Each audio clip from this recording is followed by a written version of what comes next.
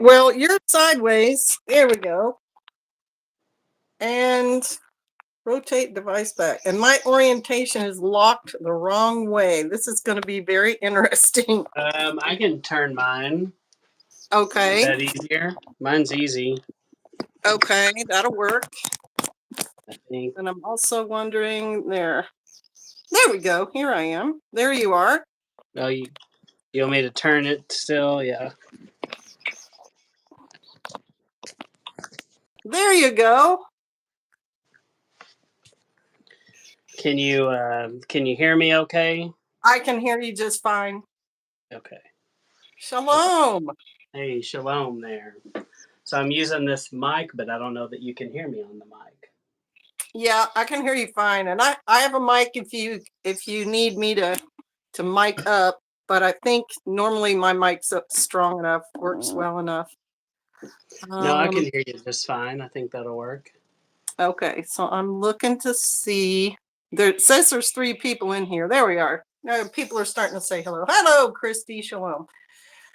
Okay, so for people joining the live, we're just going to get into the interview and then maybe, hey, Palmetto, if my moderators like Palmetto would just kind of monitor the comments, and then after we're done talking, we can like do some more questions and stuff. Does that sound okay? Yeah, yeah, that sounds good. All right. Well, and Obviously, I wanted you to know that KMSR 1700 AM is going to stream this live. I heard. I'm very excited about that. Shalom to everyone who is listening on that live radio. That's pretty cool. Yep, it's a basically a Torah centered radio, and I encourage you to check it out. They do lots of teaching and music, and it's a 24/7 stream that they broadcast, and anywhere you can get the internet, you can tap into it. Yeah, that sounds like a great idea, and I'm very glad that you have these connections, Matt, because you know me. Yeah. I'm out on my mountain just kind of doing my thing, and I'm not always hooked into everything else. There, KMSR 1700 AM. Indeed, we are live. Welcome to the channel. Shalom. Um, Shalom. so months ago, I don't even know how long ago, Matt was kind enough to do an interview with me on my book that had just come out called Homestead Hints. And he was the first one who was willing to do that for me. So that was really nice of him. And so when he came out with his book, I felt like it was only fair and actually very kind of interested in talking to him about his book. And so I have my copy right here that he sent me. And this is him. What a cute little Texas kid you are right there. And it's called Becoming Jacob. And it's for sale. You go ahead and give your. Yeah, if you look up Deborine Publishing, you can buy it directly off of her site, and she is a Torah centric publisher who's published both of us, and she's got a link there to get it. And also, it just recently came out in audio version. I know some Oh, neat. people don't have time to read, and so it's depending on where you look, it's $3 to $4 to download it, and you can get it on basically any device, any place you download music, from Spotify to Apple to all kinds of different places. And Oh, on that's awesome. and if you go to becomingjacob.com, there's a place in there for audio, and if you click on that, it'll show you several audio places where you can listen to the book as well. That's great. All right. I love that you've got those goats in front of you too. Nubians, right? Yeah, yeah. So yeah. Good little milk goats. Yeah, my I had a grandmother in the book. She's Granny Marge. She milked them, and when I was little, I would go out and I would headbutt the goats, and so that I wasn't always the smartest child in the world, because that hurts if you headbutt a young goat. You probably got a reaction out of the goats though, which is sometimes all kids want. They just want to Yeah, see, yeah, what happens.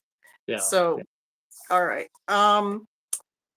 Well, thank you for coming on the channel and chatting with me and taking time out. And I wanted to just kind of delve into, because even though the book doesn't look that big, there's a lot of ground covered in here.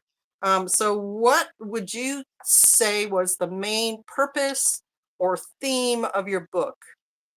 Well, I think for me, I kind of have to start maybe where it's started. For me, I had dealt with a lot of things, a lot of trauma in my childhood, and at some point, when I got to be about 30, I really felt the need to write it down. And I Mm, believe that was Yah pushing that on me. And so I was a school teacher at the time, and I had summers off, and so I sat down one summer. It was about the summer of 2006, and I started writing. And I had a different title on it. I had a way different style, and but as I wrote it, I went through different people that I interacted with, and it gave me an opportunity to try to reach out to them and kind of touch base with them again, and make peace with some people probably that I needed to make peace with. And I gave it to a guy I was going to church with who had been in the military. He'd been a colonel, and so he was pretty well. He was a pretty smart guy, and so I gave it to him one day, and I was like, "Hey, would you read this and let me know what you think?" And he read it to me, and he really read it. And he came up to me and put his hand on my shoulder one day, and he's like, "Well, Matt, I see what you're trying to do here. This is good, but this isn't ready." He's like, "You need to set this on the shelf, and it just needs to sit there for a while, and maybe 10 years, get some life mm, under you." Because and at the time I was in my 20s, and he was like, "You need to rewrite this a few times, come back to it, and you're gonna know what to do." And I did that, and mm, I took his advice. It's not what I wanted to hear, and so it taught me a couple of things. It taught me to be honest with people, and mhm. even when maybe you don't think they want to hear it, it's still sometimes the right thing to do. And I actually just about 2 weeks ago, I looked him up and went over to his house, and I gave him a copy of the book and told him, thank you for helping me do that. So he really appreciated that. But Wow.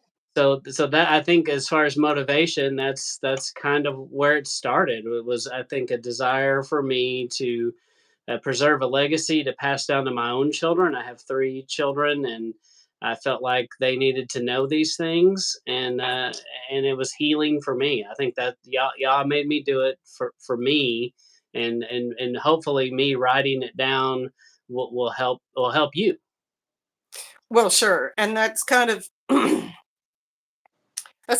I got from it as I read through it. I could tell there was a therapeutic aspect to it.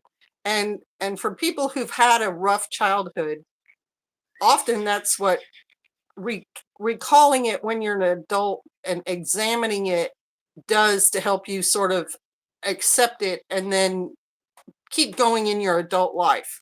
So you've viewed it, but it also gives you that perspective that yeah, that was then. I survived that, but now is now, and I'm doing okay now. And so I can look forward from there too. Did you feel kind of that change in you? Yeah, yeah, for sure. So it was definitely something that I felt like I had to do to grow and to let go. This forgiveness thing is a deal, and I had to forgive people. And I had to really work through that, and that's an active thing. And the Mhm. Bible speaks about it, and it's pretty clear. That it's something you need to strive for. And I realized that there were some conversations that I had to have with people where I told them that I forgave them, and I asked them for forgiveness for anything that any harm I caused them. And those were just things that Yah needed me to do, and I did it. So It is very powerful, and the forgiving the people who have wronged you is one step in the journey. Forgiving those people for not being perfect, because when you're a child, you don't see fault in adults. You just accept adults because you don't know any better. But when you become an adult and you can look back, you can say those people had serious things wrong with them, and yet your expectation was every human is perfect. And so to look at them and say, I forgive you for just being human. I forgive you for your faults and, you know, whatever happened to you in your life. I know I had to do that for things in my past. And that's pretty powerful. And then to forgive yourself, because as a child, you don't know the adult world. You are not prepared to deal with that. And so there could have been times that you could have made different decisions with different outcomes, but you don't always know those are necessary. And Yeah. so there's, you know, there's also a forgiving yourself for like, hey, I was only a kid. I didn't know what was going on. And of course, if you have the option now, you'd know better, but you don't then. And so the there can be a lot of bitterness, anger, and resentment against things when you haven't forgiven. Mhm. And you see that also in people as they become adults. So I'm really glad for you that the Father grabbed you and helped you do these things, and that you were able to get that perspective. Yeah. And Yeah. it's with the picture on the front, I'm like, okay, it's gonna be a fun little guy doing fun little things. And then when I Yeah. started reading, like, no, this is way more deep. This is a soul searching kind of book, which is what impressed me so much about it. Mhm. Um, Well, I appreciate that, and I enjoyed trying to figure out, what should go on the cover, and that's my favorite hat. I had an we had international tractors, and yeah. so I had to have a red hat, the international tractors. Those I had the toy tractors, and they had to be red. And I remember the day I was riding in the back of a pickup truck, and that hat blew off, and Uh-oh. I was pretty sad about that. I'm pretty sure I probably shed tears about that. So that was That was a pretty sad day. that's an important hat right there. Yeah. That's good to have a Yeah. photo of it.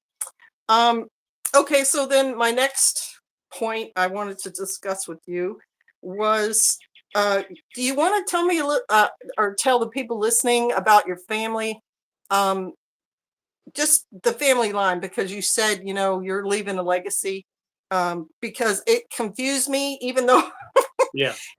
even though you had a really good diagram. I appreciated the diagrams, and I appreciated how much you knew about your immediate family, like your grandparents and your cousins and things. Because as a kid from a family who moved around a lot, I didn't always have that much background on my certain branches of my family. Mhm. Yeah. Yeah. Well, it does help having, and I put that in the book, to have a family tree to help understand it. But I was fortunate enough to grow up with two sets of great grandparents. I think that right off the bat is unusual.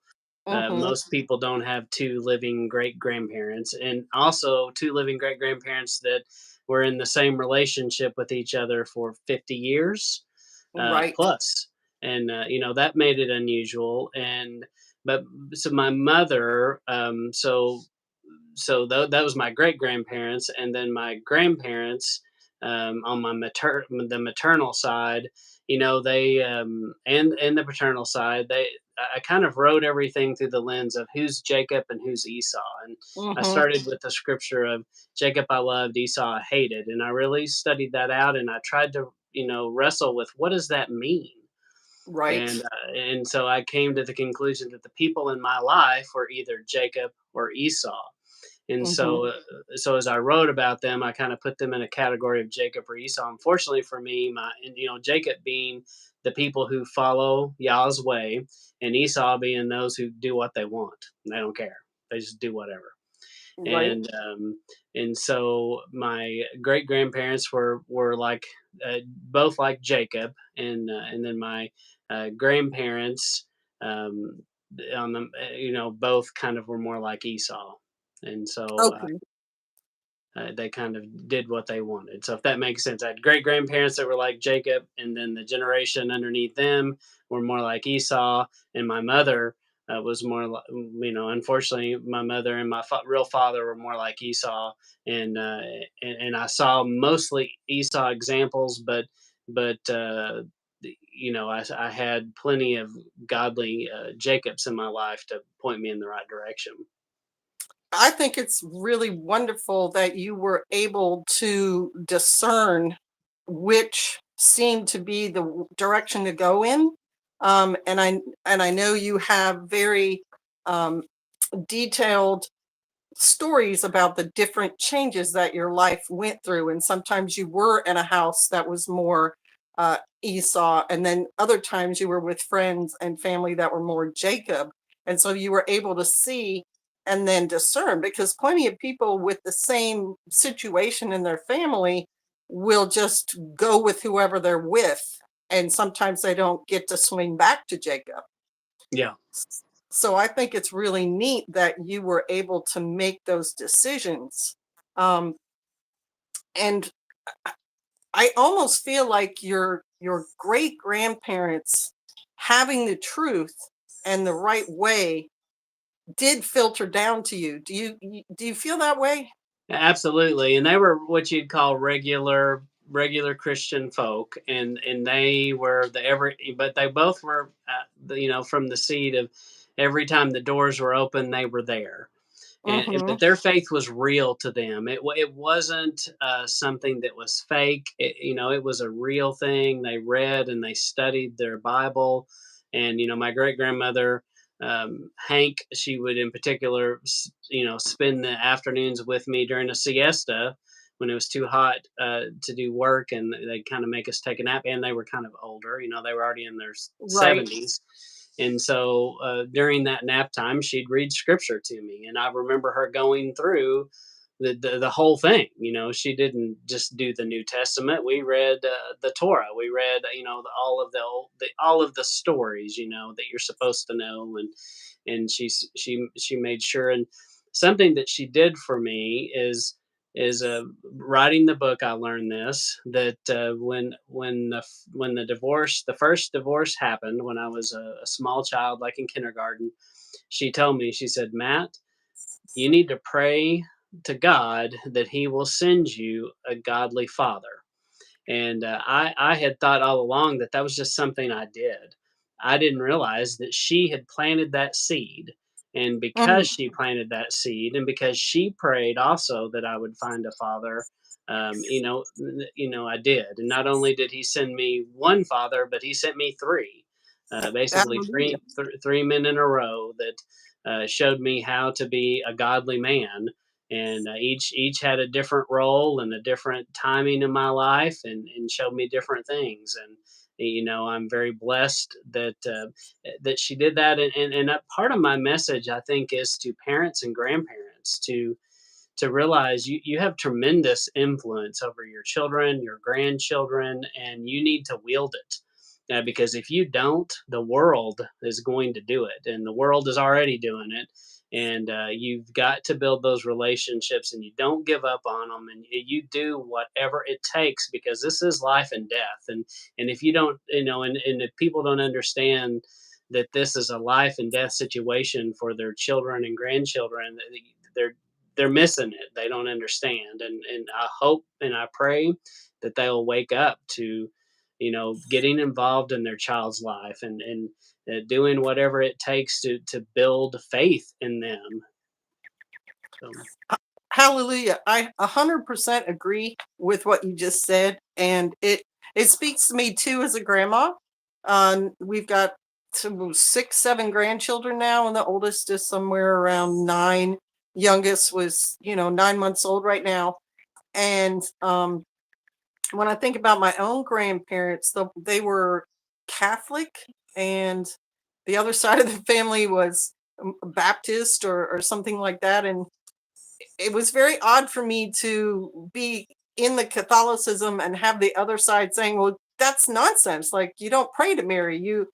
Jesus said this." And I was kind of a little bit confused by the two different sides of the family. But I don't know that I can remember a specific word of wisdom like you had from your grandmother, and the power of the scripture being read to you in that way, I think that's quite uh, a testament to her and Mm. what she was trying to plant in you, which praise Yah, bore fruit. Um, so do you want to talk about the family? I know you had friends, and then that family would go way beyond what you would normally expect a friend's family to do for you. Would you like to talk about them a little bit? Oh, Because yeah, for sure. So, Yaz taught me all kinds of things, and one of the things that he taught me was what it meant to be grafted in. And mm-hmm, I never really had much of a concept. I mean, actually, I did, but when I got to be older, I realized what had happened to me, and that I had truly been grafted into a family that I was not blood related to, and they just found me and took me in, kind of thing, mm-hmm, and made me part of their family. And it all started with me. I was riding a school bus. I was probably like in third grade, and there's kid and his sister trying to get on the bus, and he's got red hair and he kind of sticks out and got big glasses. And the bus was cruel. The bus we rode on, they made fun of you, they picked on you, that's right. Buses are rough places. yeah, yeah, and if you weren't tough, I mean, you had a hard time, and so you either got Hmm. tough or you ducked and covered. And I got tough, and so I stood up and fought those kids back. And but he was I met him on the school bus, and no one would let him sit down, and he sits down with me, and we start talking. And it's one of those conversations that it reminds me, well, it's almost like a movie looking back on it. And everything that he said, I was like, I like that too. You like tractors? Me too. You play with toy tractors? We had never, neither one of us had ever met another person that knew about farming, that knew about playing with toy tractors. All of that was amazing. And then when I realized they went to church and they went to the same denomination that I was a part of, I was just like, oh my gosh, this is amazing. And immediately that day he got off the bus. He's like, Mom, I met this kid and he would go to church with us if we could figure out how to go get him. And she's like, okay, how do you say no to that? And it spoke to her heart that they immediately liked me before they ever met me. And I had a pony. And this one grandfather that I had, he was an Esau, but there was some good in him, and he made me break this pony. And so he's like, Matt, you can have this pony, but you got to bridle her, saddle her, ride her around, catch her. This is all you. You're gonna have to brush her down and put her up at night, feed her, water her, take care of the whole thing. And she's going to buck you off and you're going to get right back on it. I was like, okay. And I did. And so I had my own wheels. And this was back in the day when, you came home from school and you were in your school clothes and you changed, put your play clothes on. And I caught her and I took off and I didn't come home till dark. Oh yeah. And and nobody really knew where I was. And I rode my horse over to his house one day and to play with him, and I met his dad, and I had never met his dad, and I just knew he was Mr. Mowdy. And I got off my horse, and I had a cowboy hat on and a pearl snap shirt, and I'm like, Mr. Mowdy, I need a place to put this horse. And he was just, and I shook his hand. And still to this day, he talks about that. He's like, I had never met someone so small that could shake your hand and speak that way. And so he was immediately impressed with me right off the bat. And I just remember going straight to Gabe and playing in the dirt with him. And we were uh, it was just a perfect match for us. And the Mounties knew that my life was chaotic. Their life was very stable, very calm.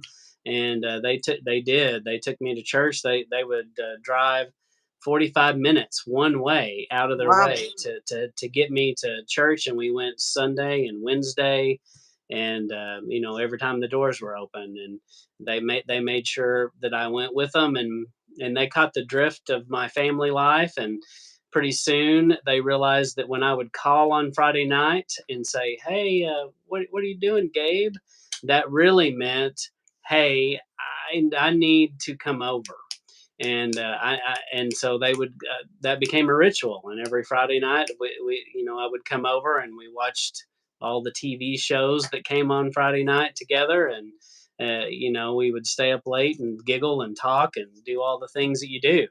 And and then eventually it became more frequent and more frequent, and wherever they went, I went. And everybody knew that Matt was coming along. They had this extra kid, and everyone accepted me, from their grandparents to their cousins, and everyone just grafted me in like I had always been there, and it's like I never knew any different. That's a really another great testimony of how much difference a stable home can make Mhm. for a child whose home is chaos. And your story about riding your pony over, I had a similar experience when I was, I don't know, about fifth grade or something like that. My friend had the pony, and she and I would just spend, of our free time riding that pony all over the hills behind where we both lived. And I don't know if American kids get to do that anymore, but that certainly was an exciting way to grow up. Um, so I really love the fact that you got matched up with that family. And I feel like that's probably a continuation of trying to keep you in y'all's path, I guess, keep you in y'all's hand. Even though you're going to go back and forth, they definitely were such a stabilizing influence on you. I really feel like that was the Father blessing you. Oh, Um, absolutely. Absolutely. And from him to even be in the situation where he meets me, he was farming on his own, and he basically went bankrupt. And mm, he's moving out. I mean, it was super sad. He's moving out of his house. He's packed up the whole family, and this is back when phones were different, as you and I know. And right? Yeah. he said something we know today. It was God. Yah was compelling him to go back into the house.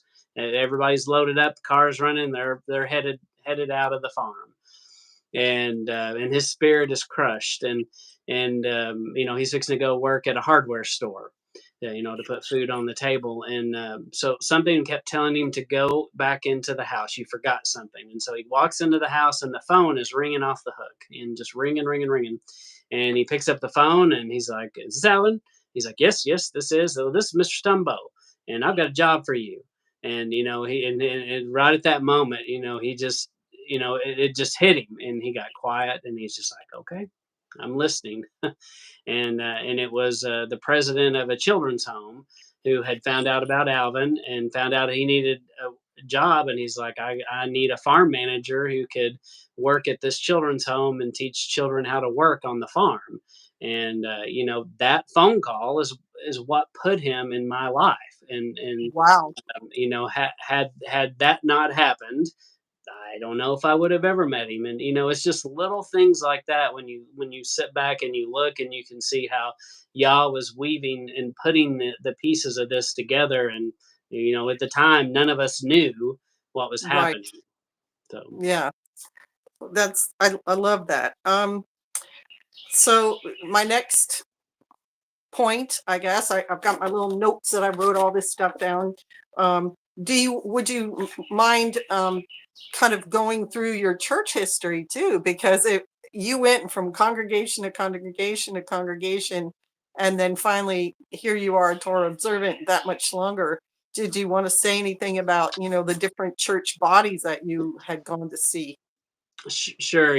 I grew up Church of Christ, and I will say the one thing about the Church of Christ denomination that they really taught me was that Yah's word was was it, and that you Hmm. study it and you know what it means, and they believe that, and still I would say they believe that today. And Hmm. so they planted that seed, and as I went to church, I became a youth minister for a while. I ended up being a deacon, and held an office in the church for a long time, and taught Bible classes, and did all kinds of things like that. And eventually we decided we were making the people around us miserable because we were so different than the other people. We just kept growing, and Mm, part of it is I would ask questions. Like, I would start with, what is worship? And I would do, sometimes I'd be teaching a class, and I would break down that, that's one of the first things I broke down is, what does it mean to worship? And I came to a very different conclusion about what worship was. And I came to more to that it was about what we did, and our obedience was worship, and not just sitting and singing. And mhm, but as I went down that path, we just became so unpopular at that church. We were making everybody miserable. My wife and I finally were like, what are we doing? This isn't working. And I started having dreams at night, and y'all was waking me up at that. I'd dreamed that it was almost like Pharaoh, and these people were being held hostage. And mm, that's kind of where it started with me. And we left that congregation, and several people went with us, because I think it was a bad situation. There was a lot of things that just weren't right. And so when we left that church, I was like, I am never doing church again. Don't ask me. No, I'm mm, done. I'm completely done. I'm not doing that. And all the people around us were like, we've got to do this. And so we started basically a non-denominational church, and we pursued that for a while. And pretty soon we looked around, and we came to this conclusion. Basically we left and ended up doing all the same things again. Just a different flavor of it. And we were running into the same people were doing everything. And when really what kicked that to the curb was when my wife, she taught the children's classes, and she felt guilty, like she had to do that. And I kept telling her over and over, I was like, if that's meant to happen, somebody else will do it. mhm, If it really needs to happen, you stop, take a break, and somebody else will step in. And no one did. And they mm, got mad because the children's church, during the worship time, the kids were back with their parents, and their parents didn't like it. And eventually, we prayed and prayed about it, and people wanted us to have a 503c, to have the tax write off. And we did a time of prayer and fasting, and we came to the conclusion we weren't supposed to do that. And eventually we just disbanded, and we're like, mhm, we're not doing this anymore. And so after that, we started doing a home Bible study, and with my wife's parents. And at the time, we had part of this deal that we did every day is we had bacon, and the bad bacon, the pig bacon. And so this was this was a Bible study like that. And we did some studies, messed around a little bit, and then eventually we're like, well, let's just go back to Genesis. And we started in Genesis, and we started reading those passages where it would say things like, especially like in Passover, you get to that and it's like, do this forever. And we're like, wait, what does that right, mean? And that was one of those moments where we started doing that. And about that same time, I was still teaching school, and a guy that I taught with, I don't even remember how, but somehow I found out he did something like this, and he gave me a book called, I think it's Discovering Your Roots. It's a brown book, and it's written by a mhm, guy in the Pacific Northwest. And he's a Torah follower. And I read that book, and I was like, oh my goodness, and that the rest is history. right. After my eyes were open, and then started listening to people like Rob Skiba, and just really started connecting lots of dots. And that's, I guess, kind of how we went from there to here. Yeah, yeah, it's got our story is similar. We started out like Pastor Joe was family didn't even know what they were. They sometimes went to a Methodist church and some Presbyterian church, and my family was Catholic. And then after my father passed away, my family just stopped going to church altogether. Like my mom was still Catholic and she still is, that's her chosen denomination. But we children were just like, we're not getting it. We're not seeing it. We're not understanding it. Um, and it wasn't until my husband and I had children that he said, well, we probably ought to get him into a church, because he wanted to know why I was moral where he was just sort of a worldly guy. And I said, well, the Catholic Church is really good about teaching you to feel guilty and not to do certain things. And so we started in military, like chapels, and then eventually realized as a couple we wanted more of the word, and we wanted more context, more historical background to this actual story. And we went through several different churches. And once we realized we really wanted truth, it helped us go non denominational. And after having gone to a church like that, we wound up in a little teeny tiny church with like 5 members. And he eventually became the pastor. And a long story short, that church grew to 80 members. And the whole time we're praying for truth and your will and so on, and found Torah and dropped down to like zero.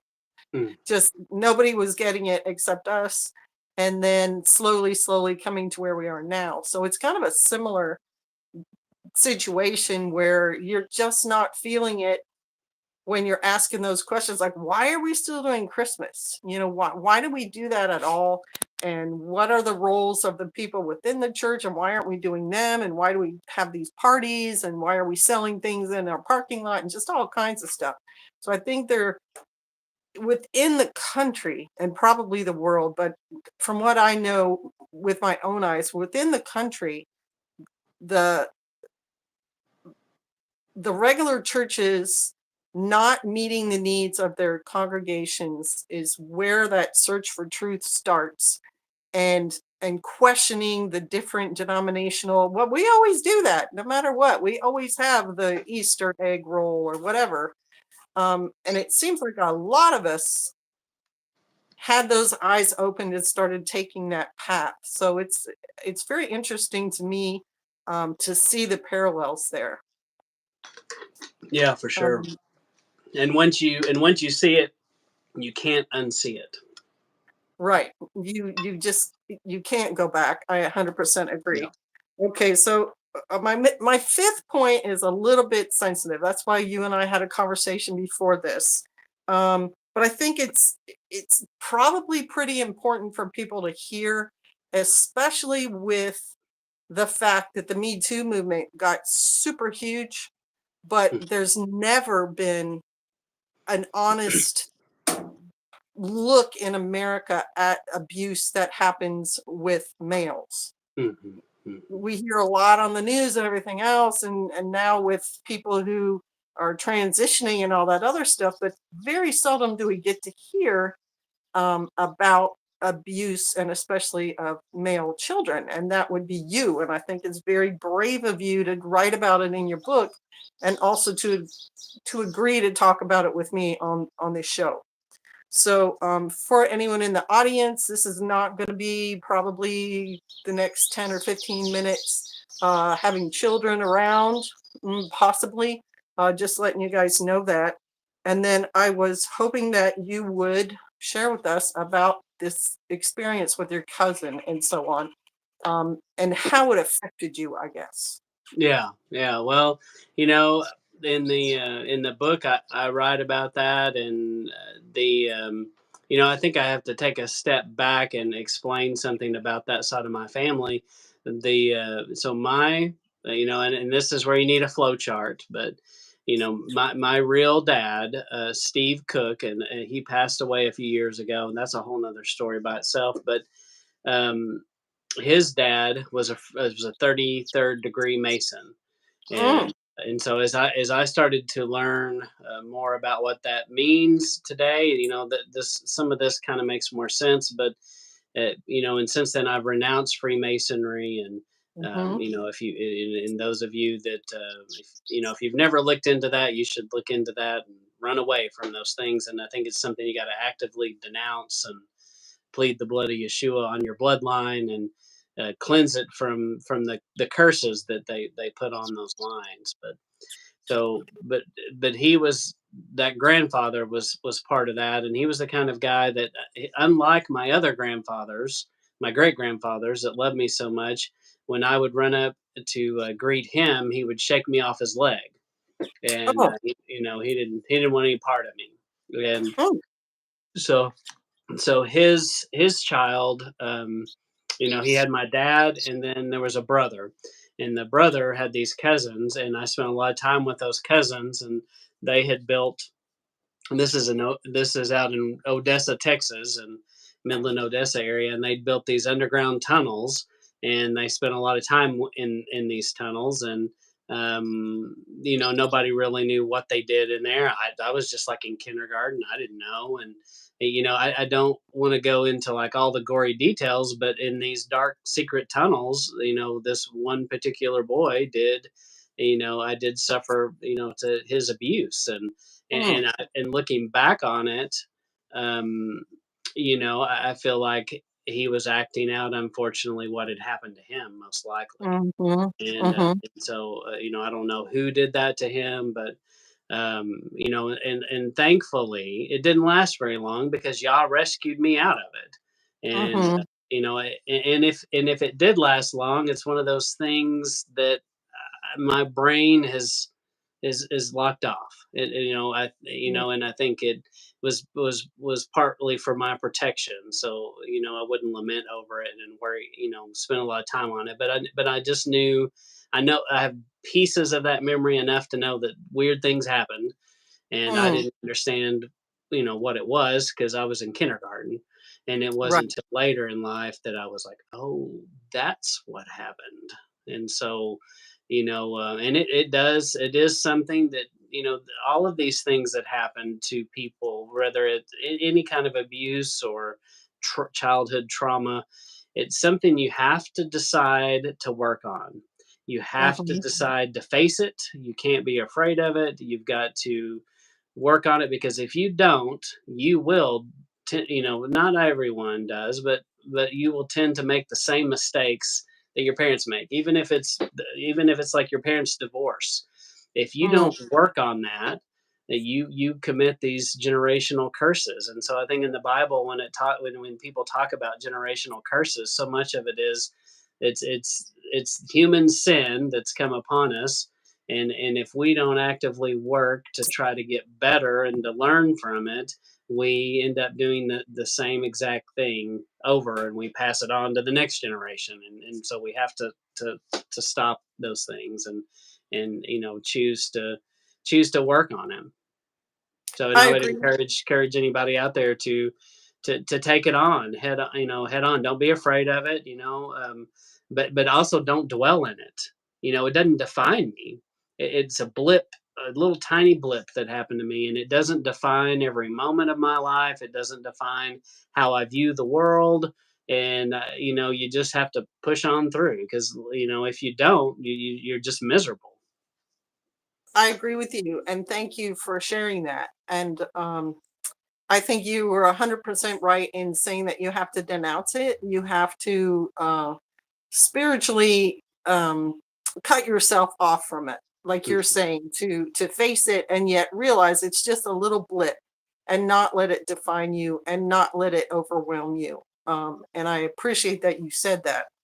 Um, and then another kind of sensitive topic that's in the book, that I lost a parent also when I was in fourth grade. My father died of a aneurysm, and we were in a foreign country, and so we went from a tropical foreign country to the middle of Indiana in January to like a snowstorm. His funeral, I was not even allowed to get out of the car because it was so cold outside. It was just one of those things, and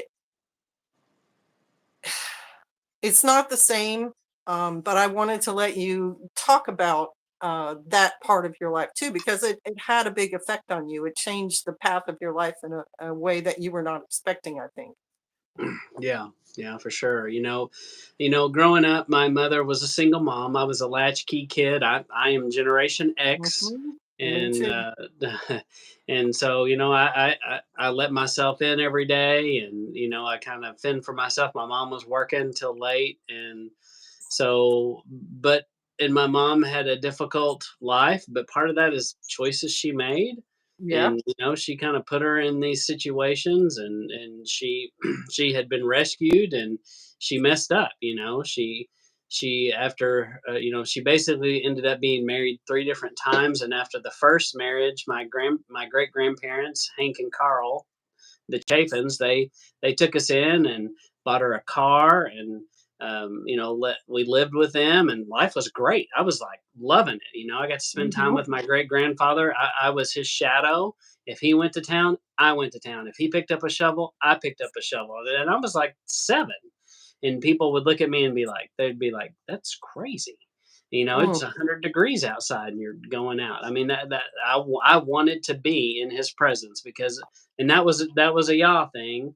And Mhm. for whatever reason, I can't explain it other than Yah said, I was, he had me do that. So, but everywhere he went, I went. And so Yah had protected her, and she decided to use, smoke pot, and that got Mm. her kicked out of that situation. So, Yeah. and so, but she had opportunities, and she kept choosing the wrong things. But she loved me, and she was a good mom, and she made sure that I was clothed and had my basic needs met. We lived in trailer houses, and we were poor, and we moved around a lot, and at times technically homeless.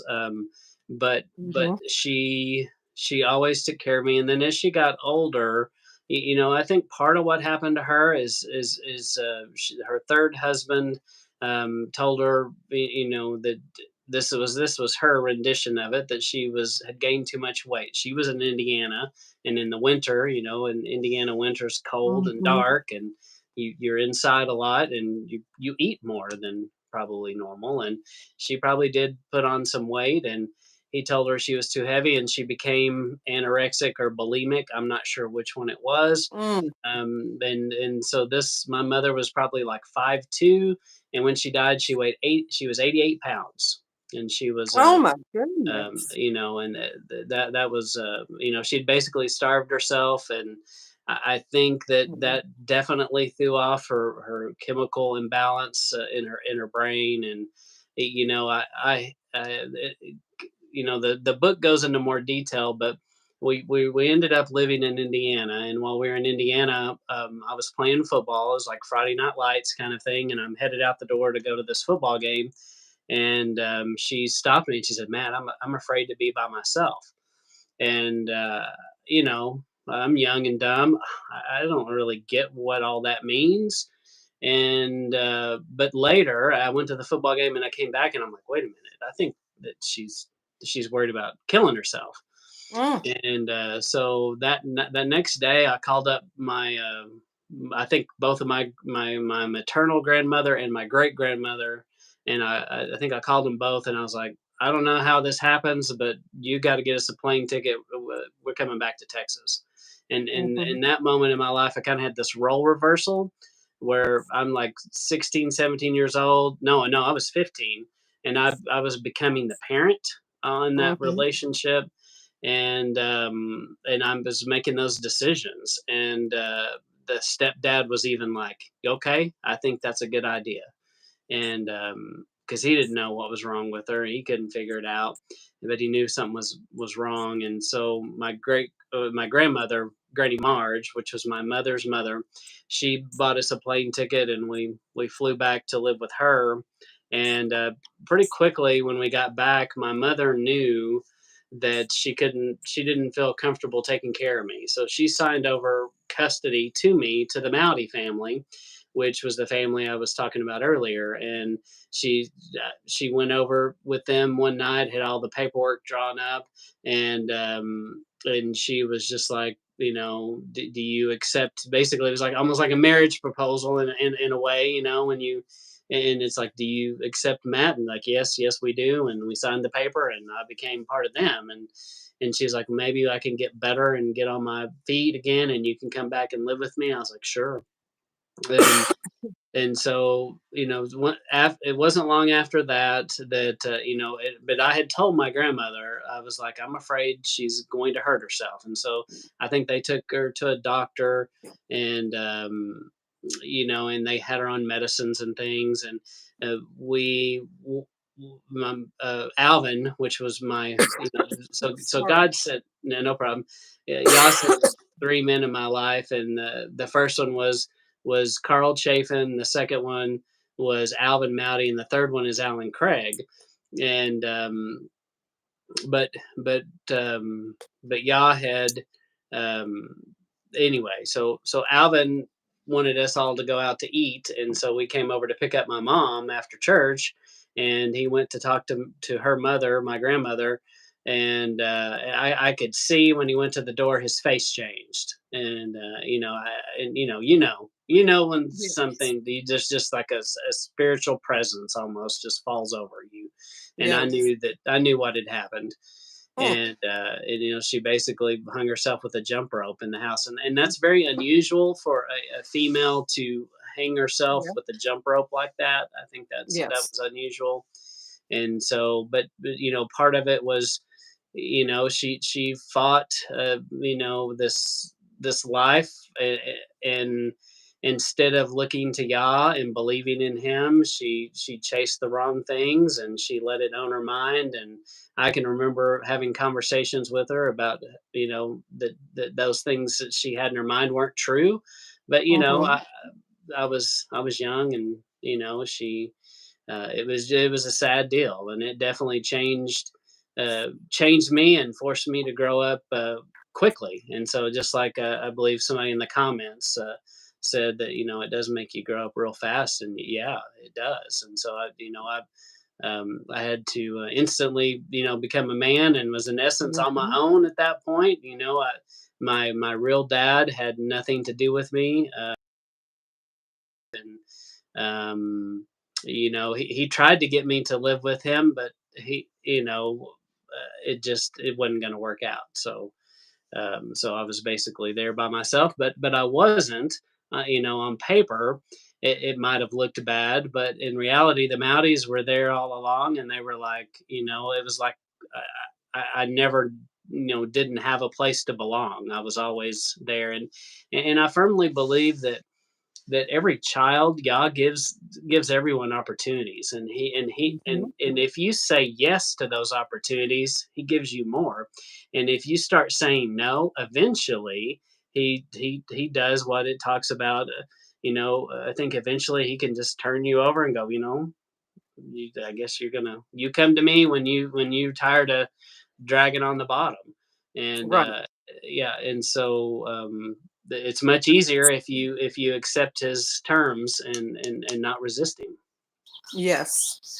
Well, thank you for sharing that also, because I know that that was a very trying time in your life, and it's hard when you're younger to lose a parent. And you're right, just um, that was an unusual thing for her to do, and I think it points to the fact that she was very unhappy Hmm. um, with probably some of those decisions she had made. Yeah, But you did have that safety net of the Mounties, which is a blessing. Um, yeah, and so, um, skipping forward now, because you fell in love, you got married, you're now like I am, probably in your 60s, is that right? And yeah. I'm 51. Not you're not there yet. 51. Okay, so but The you're gray, older, the you're a mature gray and the adult. beard doesn't help. Right.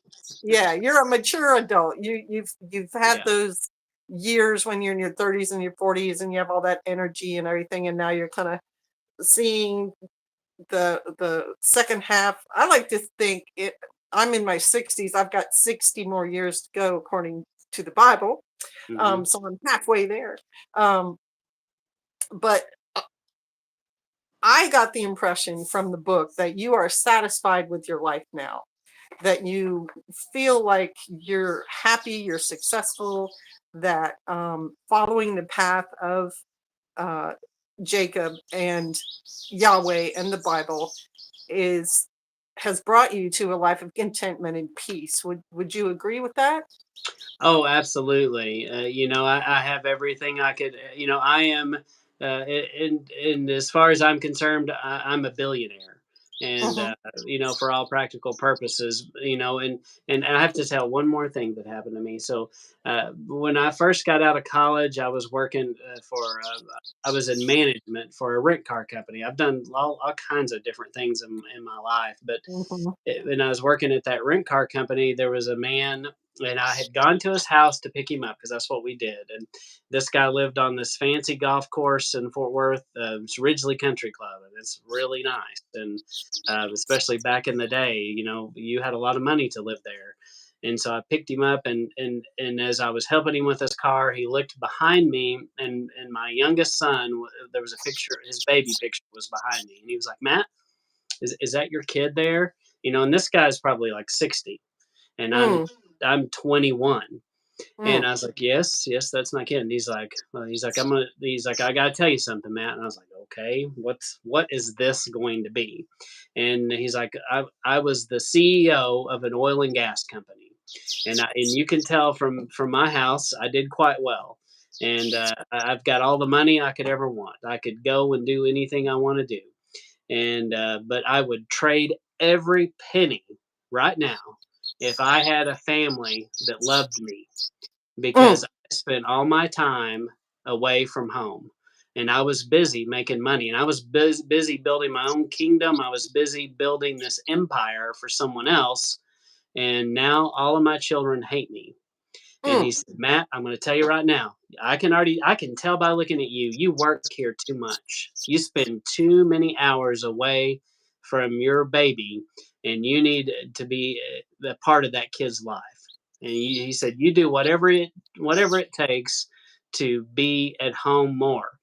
And I'm 21, and it took a while, like about a year or so before that really sunk in, and I quit my job and started teaching school, which enabled me to invest in my a time investment in my children. And so I feel like that was the difference maker. That's how I broke the cycle. I think had I mm, not done mm, that, I don't know what would have happened to my children, but that you know that just me spending time with my kids and going on adventures, and doing all the things that we did. We went to national parks in the summer, and we just went all over. We camped and hiked and did all the things you can think of, and we did it together. And we didn't have any money, we didn't have a fancy car, we didn't have any of those things. It didn't matter.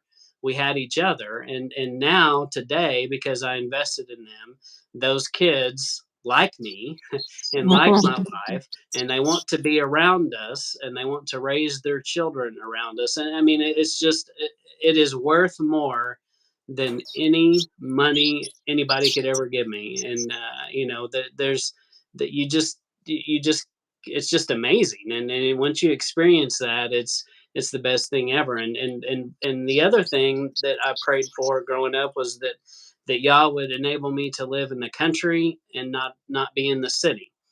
And that's not everyone, I don't think, prays that. But in my 20s, I realized I wanted to be on a farm of some kind, and that all happened. Yah has just answered prayer after prayer after prayer after prayer. And that was one of the things he gave us. And now we're very blessed. All of our children are going to be able to build their own house, on this property that we live on. And my oldest has started, and he's got our first grandkid, and he's been, over the last year or so, been working on a house. And it's amazing to watch. So, but I don't know if that and answers more, your question. yeah, it did, and more amazing. Two out of three of my children ended up being teachers. Hmm. Two of them are still actively teaching now, and one of the things that sold them was the fact that you will have your summers free as a teacher, just like the students do. And so they can spend 3 months, 4 months with their kids doing things. And my son just got back from taking his family of five up to Niagara Falls and northern New York for a wedding. and they had bought an RV, so they all traveled together. So they're literally doing the same thing you just talked about doing with your children right there, and how bonding it is. And my other daughter just pulled up to visit us on our property right now, Oh, because she's on her summer break, yeah. and she's Hmm. bringing my granddaughter down to pick blackberries, because that's Oh. one of those things our family does, and what my Hmm. mom taught me to do. And so it's really, I mean, that's why I was smiling, because it's like, I really feel like these are the promises the Father has for his people. Yeah. When you follow him truly, is the blessings of the generations and the Hmm. shared experiences, and teaching. I like teaching. I was a substitute teacher too, and I feel like there's a lot of good done through teaching, Hmm. through educating other people on all sorts of things. Um, and so it's just, yeah, you had to make me smile, Matt, because it was it's like, again, a parallel life thing there. And it's Yeah. I'm really happy for you. I'm really Yeah. happy for you. And y'all, I'm going to recommend the book again. It's called Becoming Jacob, and it's for sale on Deborine Publishing. And go ahead and say the other places that you said it was available. It's also an audio book form, and so almost any place you would get an audio book, you can listen to it. I narrated it myself, so that's kind of fun, I guess. Maybe if you hate my You voice, got that Texas twang, so there's yeah, that's authenticity perfect. there.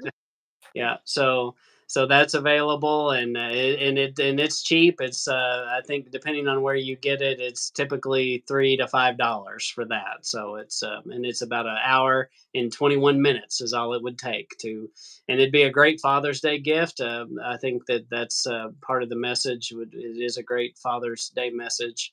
And the other thing that I'm interested in, I wrote it down if you can read it here, but I also would be willing. My email address is matt@becomingjacob.com.